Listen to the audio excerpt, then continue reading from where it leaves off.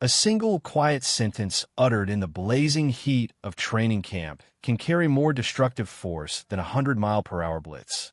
While the bright lights of Philadelphia shine on multi-million-dollar superstars and record-breaking extensions, a silent, ticking time bomb has just been revealed from within the trenches. A player who climbed from the absolute lowest rungs of the professional ranks, surviving the brutal margins of the draft where dreams are snuffed out daily, has finally broken his silence. And what he revealed about his future is sending shockwaves through the organization. Before we dive deeper into this unfolding drama and break down how a multi-million-dollar math puzzle is about to tear this roster apart, hit that subscribe button if you want the fastest, rawest NFL updates on the planet. Now, let us journey back to a moment most front offices write off as a throwaway afternoon. It was the spring of 2023. The draft had dragged on through grueling rounds until the very end, reaching pick 249 out of 259. In the eyes of many, this spot is a graveyard of wasted potential. A token selection used merely to fill out practice squads before players are quietly discarded into obscurity. The Philadelphia front office took a gamble on an unheralded defensive lineman from the University of Texas. He stood 6'3" and tipped the scales at 292 pounds, a face in the crowd whom experts predicted would vanish before ever smelling a regular season snap. Yet, 3 seasons later, that exact gamble transformed into an absolute nightmare for opposing blockers and a foundational piece of a suffocating defensive front. That player is Moro Ojomo. Quietly, methodically, he carved out a role through sheer grit. But during a recent media session at training camp, when reporters pinned him down with a direct inquiry regarding a potential contract extension, his response was utterly chilling. He didn't launch into an emotional comment, nor did he really dictates the defense. Instead, his words were cold, surgical, and painfully honest. He remarked casually that if a deal were going to happen, it would have already happened. Pause for a moment and let that sink in. Without a single raised voice or public complaint, a brutal reality was laid bare. The franchise has not put a single extension proposal on his table. Zero. Nothing. Who is truly to blame when a rising star is priced out of his own home? And will this financial bottleneck cost the franchise its championship depth? Drop your thoughts in the comments below right now. To grasp the true magnitude of this silence, we have to examine the brutal math governing modern professional football. The front office did not neglect Ojomo because of a lack of talent or appreciation. They ignored him because the organizational vault at his exact position has officially been emptied down to the last coin. Earlier this spring, the franchise locked up Jordan Davis with a 3-year extension worth $78 million. Then, the heavy blow landed.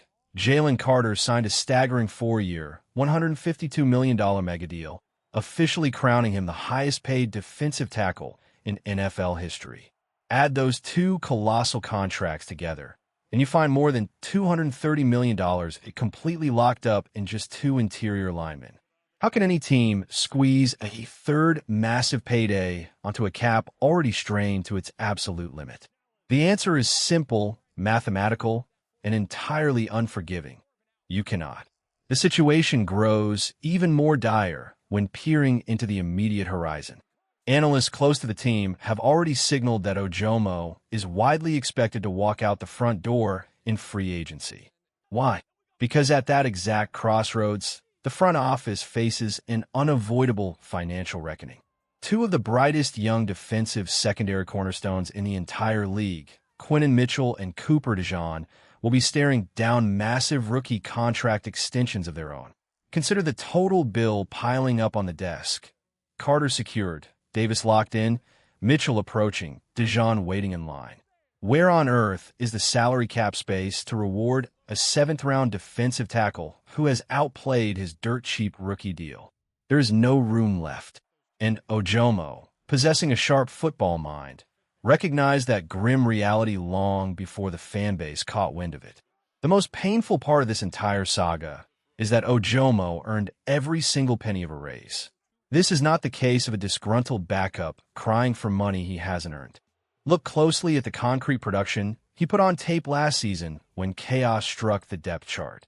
When Carter missed 6 games due to injury, and the departure of Milton Williams left a gaping void in the rotation, Ojomo stepped directly into the spotlight and refused to blink. He led all franchise defensive linemen in snaps played, grinding through 740 grueling plays. He earned 9 starts across 17 appearances, logging 38 total tackles, 12 quarterback hits, 6 tackles for loss, and 6 sacks. Beyond the basic box score, his underlying metrics paint the picture of a rising menace. He finished 12th across the entire National League in quarterback pressures with 40 PUNA. Pro Football Focus graded him as the 28th best interior defensive lineman in football out of a massive pool of 127 qualified players. Those are not the numbers of a rotational placeholder. Those are the undeniable metrics of a high-end, reliable starter whose skill set commands top-dollar attention on the open market. It is eerie how closely this mirrors a tragedy the franchise has lived through before.